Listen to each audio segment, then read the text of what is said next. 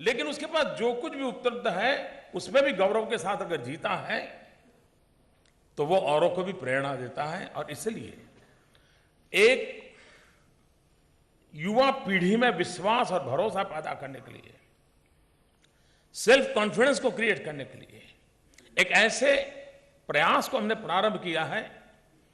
और बाहर का कोई व्यक्ति उपदेश देगा तो उसको ठीक है साहब, अब आप तो बहुत बड़े बन गए और मेरा हौसला बुलंद कर रहे हो, लेकिन उसी में से कोई बड़ा होता है तब जाकर अच्छा भाई वो भी बना था, वो भी कि मैं ITI में टर्नर था और वो भी लाखों लोगों को रोजगार देता है, ठीक है मैं भी कोशिश करूंगा।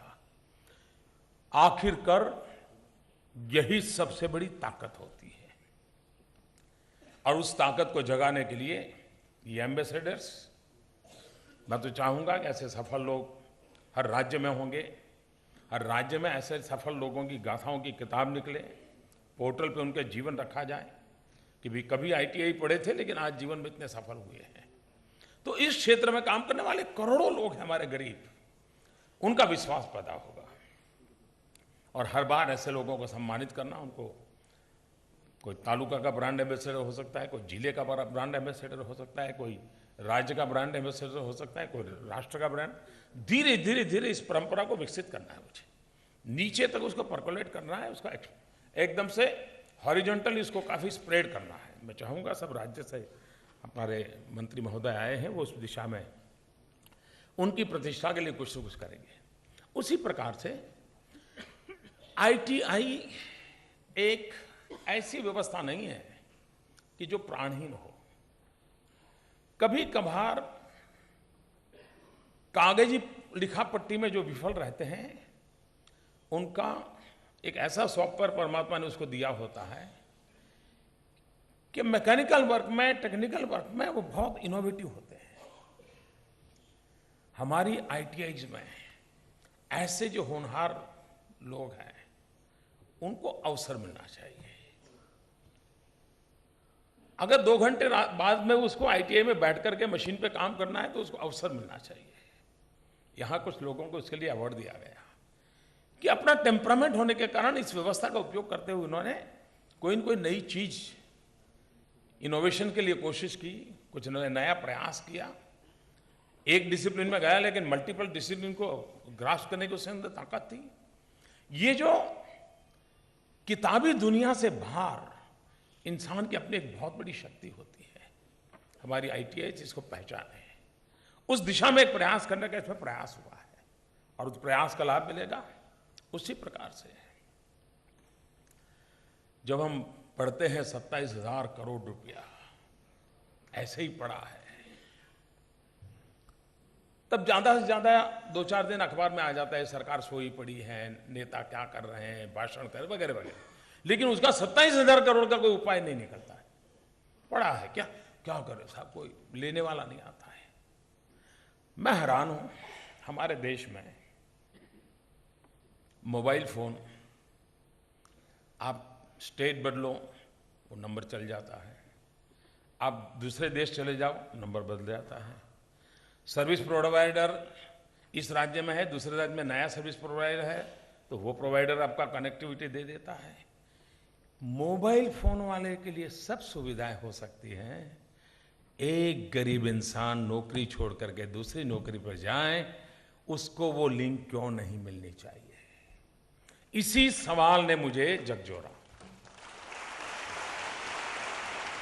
और उसी में से रास्ता निकला है कि अगर उसके साथ एक परमानेंट नंबर लग जाएगा, वो कहीं पर भी जाए अकाउंट उसके साथ चलता चला जाएगा, फिर उसका पैसा कभी कहीं नहीं जाएगा।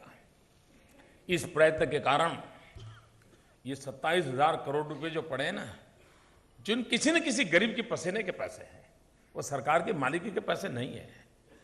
मुझे उन गरीबों को पैसा वापस देना है और इसलिए मैंने खोज शुरू की इस आई कार्ड नंबर से। वैसे कोई सरकार 27,000 करोड़ की स्कीम लगा दें तो हो सालों भर चलता है, वाह कैसी योजना लाए, कैसी योजना लाए, लेकिन योजना का कौन क्या हुआ कोई पूछता नहीं है। ये ऐसा काम है जो दुनिया कहते हैं ना मोदी का क्या विजन है, उनको दिखेगा नहीं इसमें, क्योंकि वो विजन देखते देखते उनके चश्मे के नंबर आ गए हैं, इसलिए उनको नहीं दिखाई देगा। लेकिन इससे बड़ा कोई विजन नहीं हो सकता है कि 27,000 करोड़ रुपया गरीब का पड़ा है, गरीब की जेब में वापस जाए। इसके लिए कहीं तो शुरू करें। हो सकता है कुछ लोग नहीं होंगे जिनका रहे नहीं होंगे। एक सही दिशा में प्रयास है, उसमें बैंकिंग को जोड़ा है, इंडस्ट्रियल हाउसेस को जोड़ा है, और उस व्यक्ति को भी इसका मिल रहा है। और देखा होगा आपने, योजना दिया जला करके लॉन्च नहीं की गई है, योजना किसी किताब का फोल्डर खोल करके नहीं की गई। एक्चुअली योजना में उन सबको एसएमएस चला गया है, लाखों लोगों को, और योजना लागू हो गई है। यानी पूरी मेहनत पहले पूरी कर दी गई है, बाद में उसको लाया गया है। वर्क कल्चर कैसे बदला जाता है इसका नमूना है। वरना क्या होता, आज हम लॉन्च करते, फिर 4-6 महीने के बाद रिव्यू करते, 1 आध साल के बाद हम आते, अब हो गया है, तो योजना वहीं की भी रह जाती। पहले पूरा करो, उसके बाद लोगों के पास ले जाओ। ये प्रयास किया है। मैं इसके लिए मंत्रालय को और उसकी पूरी टीम को बहुत बहुत बधाई देता हूं कि एडवांस में उन्होंने काम किया है।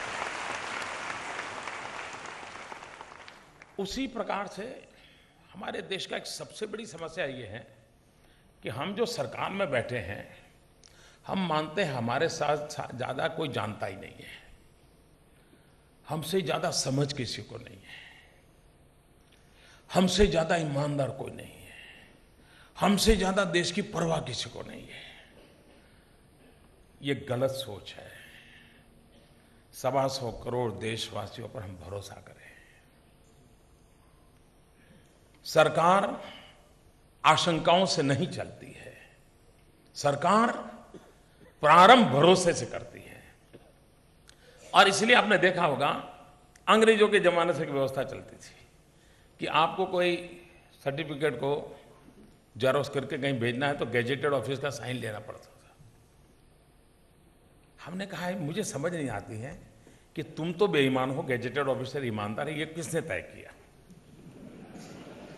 ये किसने तय किया? और इसलिए मैंने कहा कि तुम खुद ही लिख के दे दो हमारा सर्टिफिकेट सही है, और दे दो, और वो मान्य हो जाएगा। ये सेल्फ सर्टिफिकेशन, ये वो बड़े विजन में नहीं आया होगा, क्योंकि 60 साल में वो विजन किसी को दिखाई नहीं दिया है। लेकिन घटना भले छोटी हो, लेकिन उस इंसान को विश्वास पैदा होता है, हाँ ये देश मेरे पे भरोसा करता है, मेरा सर्टिफिकेट है, और मैं कह रहा हूं मेरा है तो मानो ना। जब नौकरी देते हो तब ओरिजिनल सर्टिफिकेट देख लेना। और इसके कारण ये जो बेचारों नौजवानों को रोजगार लिया, कुछ लेना है तो अपना कॉपी सर्टिफाई कराने के लिए इतना दौड़ना पड़ता था, हमने निकाल दिया। इसमें भी हमने उद्योगकारों को कहा है, जो एम्प्लॉयर है, वो बड़े बड़े उद्योगकार नहीं, छोटे छोटे लोग हैं, छोटे छोटे उद्योग हैं, किसी के यहाँ 3 एम्प्लॉई है, 5 है, 7 है, 11 है, 18 है, ऐसे लोग हैं, और 50 प्रकार के डिपार्टमेंट उसका गला पकड़ते हैं, 50 प्रकार के उसको फॉर्म भरने पड़ते हैं। दुनिया बदल चुकी है। आखिर मैंने मंत्रालय को कहा, मंत्री भाई ये सब बदलना है। मैंने तो इतना ही कहा है, बदलना था, लेकिन क्या बदलना है? मंत्रालय ने मेहनत की, अफसरों ने लगातार काम किया, और आज 16 बताया आपने, 16 में से 16 अलग अलग प्रकार के फॉर्म, और एक फॉर्म शायद 4-4, 5-5 पेजेज का होगा। उन सबको हटा करके अब एक बना दिया गया, और वो भी ऑनलाइन। और अब किसी को और को जरूरत होगी तो उस नंबर पे जांच करेगा तो सब वहां उपलब्ध होगा। अब वो बार बार उसको पूछने नहीं जाएगा क्या करोगे तुम। ये जो सुविधाएं हैं, और यही तो मैक्सिमम गवर्नेंस है। मिनिमम गवर्नमेंट, मैक्सिमम गवर्नेंस का मतलब क्या है? यही है कि अब उनकी सारी झंझटें खत्म हो गई, और उन्होंने कह दिया ये है हमारा, हो जाएगा। एक बड़ी समस्या रहती है इंस्पेक्टर राज। ये ऐसा शब्द है जो मैं तो छोटा था तब से सुनते आया हूं। तब तो मुझे लगता है शायद पुलिस वालों के लिए कहते हैं, तब तो मुझे मालूम है, मैंने तो इंस्पेक्टर है ना, हम पुलिस समझते थे। धीरे धीरे बड़े होने लगे, समझने लगे, पता चला सा ये दुनिया तो बहुत बड़ी है भाई, हर गली मोहल्ले में है। क्या इसका कोई समाधान हो सकता है? और इसी में से टेक्नोलॉजी इंटरवेंशन हम लाए। और मैं मानता हूं ई गवर्नेंस, इजी गवर्नेंस है, इफेक्टिव गवर्नेंस है, इकोनॉमिकल गवर्नेंस भी है, at the same time e governance transparency के लिए भी कुल मिलाकर के एक विश्वास पैदा करता है। अब कंप्यूटर ड्रॉ तय करेगा कि कल तुम्हें इंस्पेक्शन कहां करना है, और कंप्यूटर पे ड्रॉ होगा तो पता होगा इतने बजे ड्रॉ हुआ, इंस्पेक्शन कितने बजे किया, वहां से एसएमएस जाएगा, पता चलेगा कि महाशय कब पहुंचे, और 72 आवर्स में वो अपना जो भी रिपोर्ट करना है उनको ऑनलाइन कर देना पड़ेगा।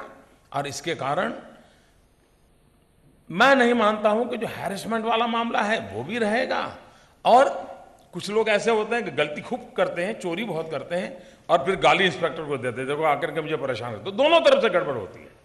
ये दोनों तरफ की गड़बड़ का निराकरण है इसमें, और स्वाभाविक है इसके कारण एक वाइड स्प्रेड एक्टिविटी होगी। मुझे अभी भी कोई समझ नहीं, मैं कभी सोचता हूं, हम कार खरीदते हैं, हमारी कार का ब्रेक ठीक है कि नहीं है, एक्सीलेटर ठीक है कि नहीं है, गियर बराबर काम करते हैं कि नहीं करते हैं, वो सरकारी कोई अफसर आकर के इंस्पेक्ट करता है क्या? हम ही करते हैं ना, क्योंकि हमें मालूम है मुझे जीना मरना है तो मैं गाड़ी मेरी ठीक रखूंगा। ऐसे फैक्ट्री वाले को मालूम है भाई मेरा बॉयलर मैं ऐसे थोड़ा रखूंगा जिसके कारण मैं मर जाऊं, तो हम उसमें भरोसा करें भाई तुम अपना बॉयलर का सर्टिफिकेट लेकर के सरकार में जमा करा दो, तुम्हारा बॉयलर ठीक है, तुम आगे बता दो बस।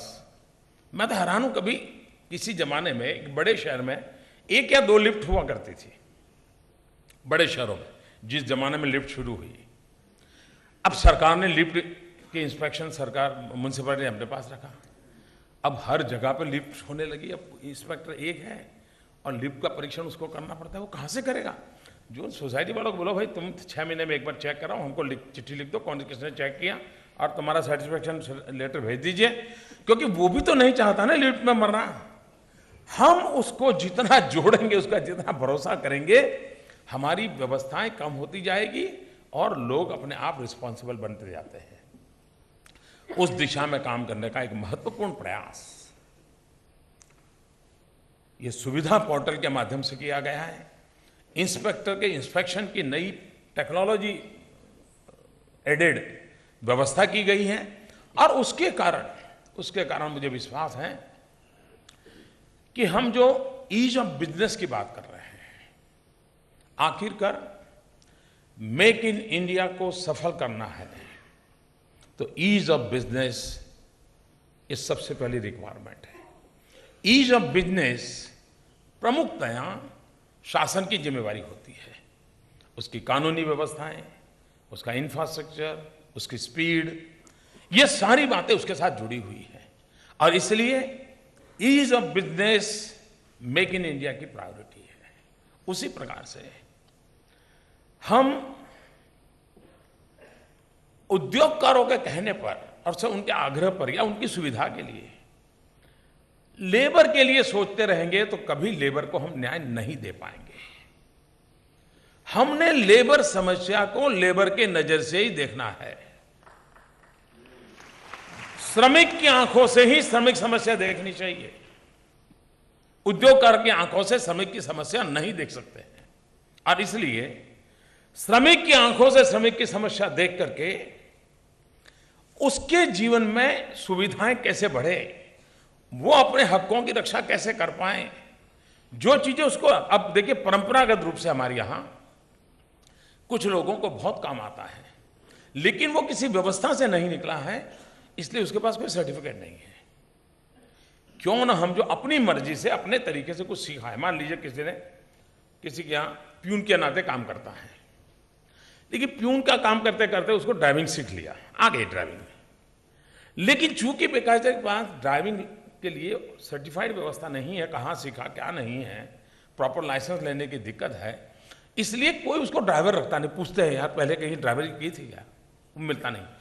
क्यों ना हम इस प्रकार के लोगों के लिए कोई व्यवस्था खड़ी करें कि जो अपनी ताकत से, अपने रूप से उन्होंने ज्ञान अर्जित किया है, परंपरा से किया है, उसके वैल्यूएशन के लिए काम किए। हम उस दिशा में काम कर रहे हैं ताकि वो फिर एक अथॉरिटी के रूप में जाएगा, हाँ भाई मैं कंस्ट्रक्शन में इन 4 कामों को मास्टरी है मेरा इतने साल का एक्सपीरियंस है, मैंने यहाँ काम है, और जो अथॉरिटी है वो अथॉरिटी ने मुझे दिया हुआ है, तो उसको तुरंत, वरना वो क्या होगा, अनस्किल्ड लेबर में बेचारा जिंदगी काटता रहता है, जबकि है स्किल्ड लेबर, उसके पास किताबी ज्ञान से ज्यादा स्किल है। ये जो अनस्किल्ड में से स्किल्ड में लाना, ये जो ब्रिज है वो इंसान खुद नहीं निकाल सकता। उसके लिए सरकार ने एक लंबी सोच के साथ चिंता करनी पड़ेगी। उस चिंता को पूरा करने का हमारा प्रयास इन प्रयासों के साथ जुड़ा हुआ है। और इसलिए अब मुझे बताइए, हमारे देश के नौजवान को रोजगार चाहिए, उद्योगकारों को लोग चाहिए। हम चाहते हैं कि नौजवान बेचारा जो फ्रेश निकला है उसको कहीं ना कहीं तो एक्सपोजर मिलना चाहिए, प्रैक्टिस मिलनी चाहिए। वो उद्योगकार उसको घुसने नहीं देता है। क्यों भाई? वो लेबर इंस्पेक्टर आ जाएगा, तुम बाहर रहोगे, तुम आओगे तो मेरे किताब में ऐसा भर जाएगा, मैं कहीं का नहीं रहूंगा, मैं उसमें से बाहर ही नहीं निकलूंगा। वो उस सरकारी डर से आने नहीं देता, करता है तो कभी बेईमानी से करता है। क्यों ना उसके लिए हम ऐसी व्यवस्था करें ताकि हमारे अप्रेंटिस जो हमारे नौजवानों को अवसर मिले। एक बार अवसर मिलेगा तो जो क्वालिटी मैन पावर है वो अपने आप ऊपर आएगा, उसको अच्छा स्कोप मिल जाएगा और देश की जो रिक्वायरमेंट उस रिक्वायरमेंट पूरी होगी। और इसीलिए जैसा मंत्री जी ने बताया, पार्लियामेंट में इस बात को किया, जो 4 लाख अप्रेंटिस से 93 लाख पर चला। अब आप बताइए कितने नौजवानों को ऐसे छोटे हर्डल्स है, उनको भी अगर संबोधन अब कर दिया जाए तो हम किस प्रकार से गति दे सकते हैं, ये हम अनुभव कर रहे हैं। और इसलिए सरकार ही देश चलाए, उस मिजाज से हमें बाहर आना है। देश के सब मिलकर के देश को चलाए, उस दिशा में हमें जाना है। और इसी के लिए सबकी भागीदारी के साथ, सबको साथ जोड़ करके काम करने की दिशा में हम आगे बढ़ना चाहते हैं। स्किल डेवलपमेंट भारत के लिए एक बहुत बड़ी अपॉर्चुनिटी है। पूरे विश्व को 2020 तक करोड़ों लोगों की जरूरत है। दुनिया के वर्कफोर्स को प्रोवाइड करने का सामर्थ्य हमारे पास नौजवान है, लेकिन अगर वो स्किल्ड मैन पावर नहीं होगा तो जगत में उसको कहीं स्थान नहीं मिलेगा।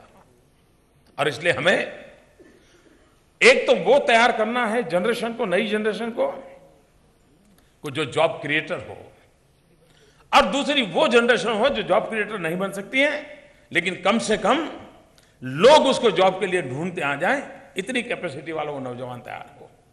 और उन बातों को लेकर के अगर हम चलते हैं और इस प्रकार का एक स्किल्ड वर्कफोर्स जो पूरे विश्व की रिक्वायरमेंट है आने वाले दिनों में, हम उसी को आज से ही तैयारी करते हैं तो हम उस रिक्वायरमेंट को पूरा कर सकते हैं।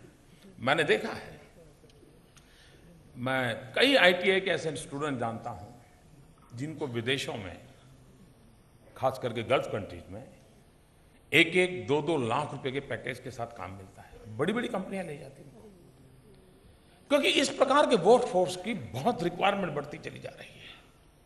हम इन बातों पर ध्यान देंगे और हमारी कोशिश ये है कि हमने उस दिशा में प्रयास शुरू किया है।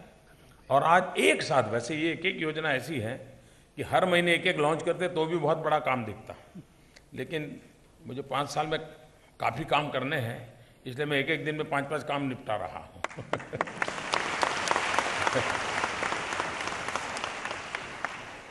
जिनको आज पुरस्कार मिला है उनको मैं अभिनंदन करता हूँ और मैं आशा करता हूँ कि आप स्वयं में ये ITI के नौजवानों में विश्वास भरिए, आप बात कीजिए उनसे, मिलिए, आप देखिए क्या कहाँ बुलंदी पर हम पहुँच सकते हैं। हम श्रमिक का सम्मान करने सीखे। कभी कभार मुझे विचार आता है, कोई बढ़िया सा शर्ट खरीदा हो, पहन करके दफ्तर गए हो या समारोह में गए हो, तो 5-10 दोस्त, वाह क्या बढ़िया शर्ट है, क्या बढ़िया शर्ट है।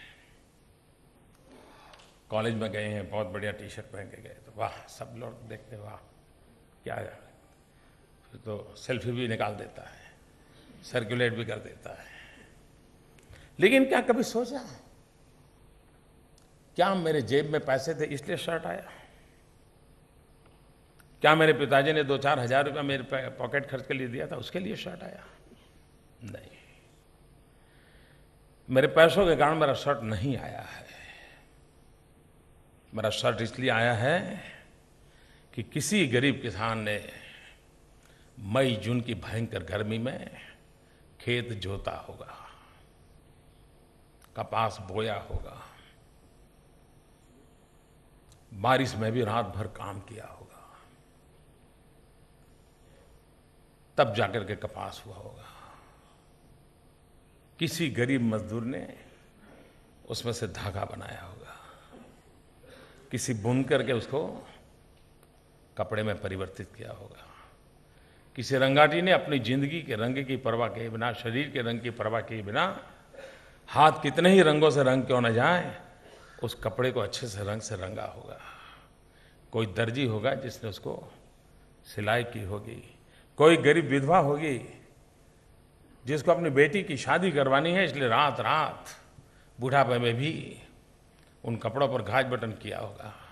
कोई धोबी होगा जिसने बढ़िया सा प्रेस किया होगा, कोई पैकेजिंग करने वाला बच्चा मजदूर होगा, उसने बेचारे ने जाकर के पैकिंग का काम किया होगा, तब जाकर के एक शर्ट बाजार में आकर के मेरे शरीर पर आया होगा, मेरे पैसों के कारण नहीं आया।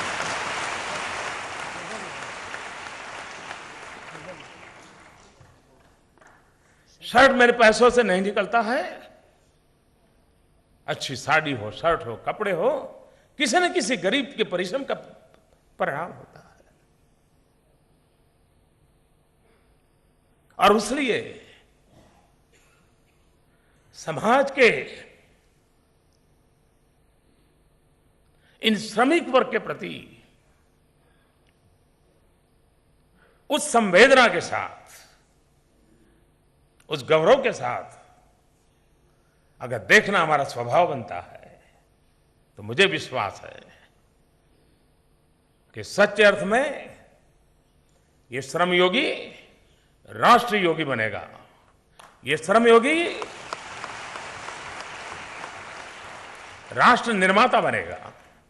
और उसी दिशा में एक बहुत बड़ी जिम्मेवारी के साथ आज एक बहुत अहम कदम कोई और हम आगे बढ़ रहे हैं, जो मेक इन इंडिया के सपनों को पूरा करेगा, विश्व को भारत में लाने के लिए निमंत्रण देने का लिए मेरा श्रमिक खुद भी एक शक्ति बन जाएगा। इसी विश्वास के साथ फिर एक बार सबको बहुत बहुत शुभकामनाएं।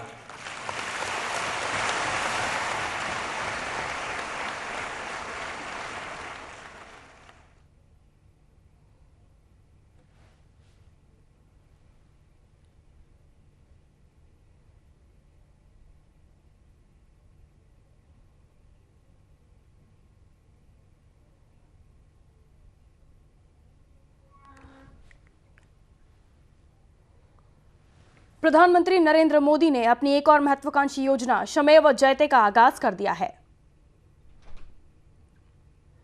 इस कार्यक्रम में श्रम सुविधा पोर्टल की शुरुआत की गई। मोदी सरकार को भरोसा है कि संगठित और असंगठित क्षेत्र के लाखों मजदूरों को दीनदयाल उपाध्याय के नाम पर शुरू हो रही इस योजना से लाभ मिलेगा। योजना के तहत श्रमिकों को लेबर आइडेंटिफिकेशन नंबर भी दिया जाना है।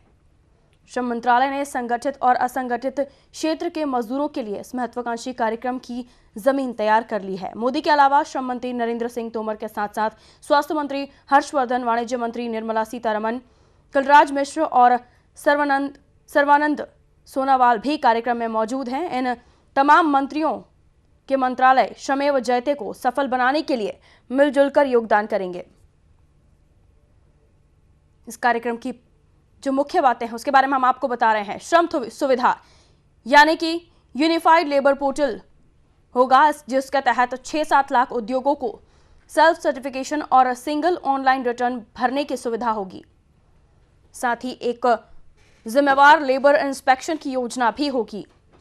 मजदूरों के पीपीएफ के लिए एक यूएएन यानी कि यूनिवर्सल अकाउंट नंबर मिलेगा, जो कंपनी बदलने के बाद भी नहीं बदलेगा। वोकेशनल ट्रेनिंग की सुविधा दी जाएगी, जो स्थानीय मांग और जरूरतों के हिसाब से तय होगी। अप्रेंटिस प्रोत्साहन योजना भी इसका हिस्सा होगी, जिसके तहत युवाओं को रोजगार मिलना आसान हो जाएगा। राष्ट्रीय स्वास्थ्य बीमा योजना को असंगठित क्षेत्र में के मजदूरों पर भी लागू किया जाएगा।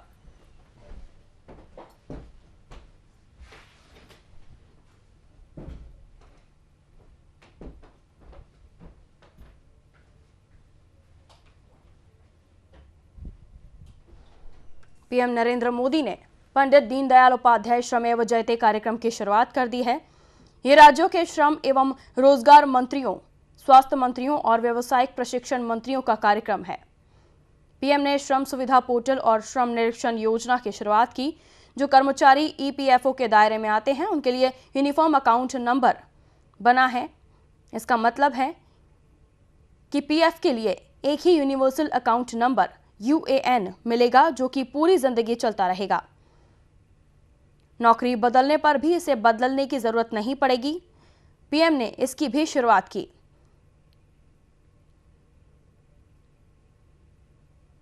इस दौरान श्रमिकों पर बोलते हुए पीएम मोदी भावुक भी हुए और उन्होंने केंद्र सरकार के 4 संगठनों ईएसआईसी, ईपीएफओ, डीजीएम, सीएलसी के लिए ये पोर्टल बनाया है। इस कार्यक्रम के साथ साथ देश भर में बड़े पैमाने पर एसएमएस भेजे जाएंगे। सार्वभौमिक खाता संख्या के जरिए पोर्टेबिलिटी के बारे में तकरीबन 1 करोड़ ईपीएफओ सदस्यों को एसएमएस भेजे जाएंगे। तकरीबन 6.5 लाख प्रतिष्ठानों और 1800 निरीक्षण अधिकारियों को एकीकृत श्रम पोर्टल के बारे में एसएमएस मिलेंगे, जिससे पारदर्शी और उत्तरदायी श्रम निरीक्षण योजना में मदद मिलेगी। इसी तरह ऐसे ब्रांड एम्बेसडर के बारे में आईटीआई प्रशिक्षुओं को तकरीबन 4 लाख एसएमएस भेजे जाएंगे, जो आईटीआई से काफी पहले ही पास होकर निकल चुके हैं और अपने अपने क्षेत्रों में काफी सफल हैं। इनको ईमेल के दौरान भी सूचित किया जाएगा।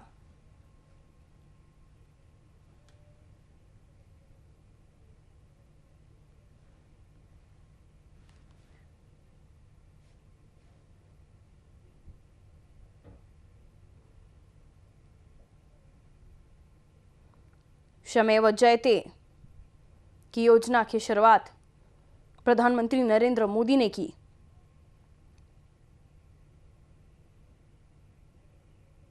श्रम क्षेत्र में पीएफ ग्राहकों को यूनिवर्सल अकाउंट नंबर दिया जाएगा, यूएएन दिया जाएगा, जिससे चाहे वो कंपनी बदल दे लेकिन इनका अकाउंट नंबर नहीं बदलेगा। लाखों औद्योगिक छात्रों को एसएमएस के जरिए बताया जाएगा। उद्यमिता प्रशिक्षण पर सरकार का फोकस रहेगा। उद्योगों का ऑनलाइन रजिस्ट्रेशन किया जाएगा।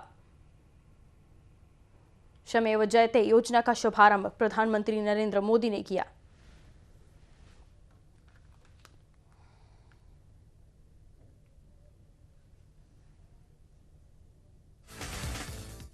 इस पोर्टल के माध्यम से विभाग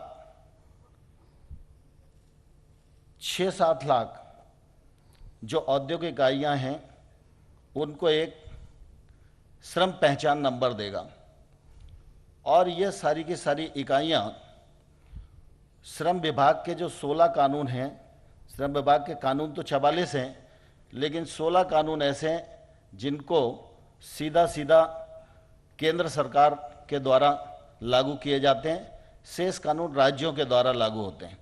16 कानूनों में इस पोर्टल में 7 लाख औद्योगिक इकाइयाँ अपना ऑनलाइन रिटर्न भर सकेंगे, उसका स्वप्रमाणन भी कर सकेंगे। यह समय की आवश्यकता थी, इससे भागदौड़ में भी कमी आएगी। स्किल इंडिया बनाना, इसके लिए निश्चित रूप से श्रम और रोजगार विभाग की बड़ी भूमिका है। यूँ तो स्किल डेवलपमेंट में इस विभाग के अलावा 18 केंद्र सरकार के और मंत्रालय हैं जो स्किल डेवलपमेंट की दृष्टि से काम करते हैं, लेकिन मैं धन्यवाद देना चाहूँगा माननीय प्रधानमंत्री जी को। उन्होंने समय की आवश्यकता को समझा, देश के करोड़ों नौजवानों को स्किल बनाने की दृष्टि से स्किल डेवलपमेंट मंत्रालय की अलग से घोषणा की है। तो देखा आपने, प्रधानमंत्री नरेंद्र मोदी ने श्रमेव जयते योजना का शुभारंभ कर दिया है। अपडेट्स लगातार आपको देते रहेंगे। फिलहाल रुक रहे हैं बहुत छोटे से ब्रेक के लिए, जल्द हाजिर होते हैं।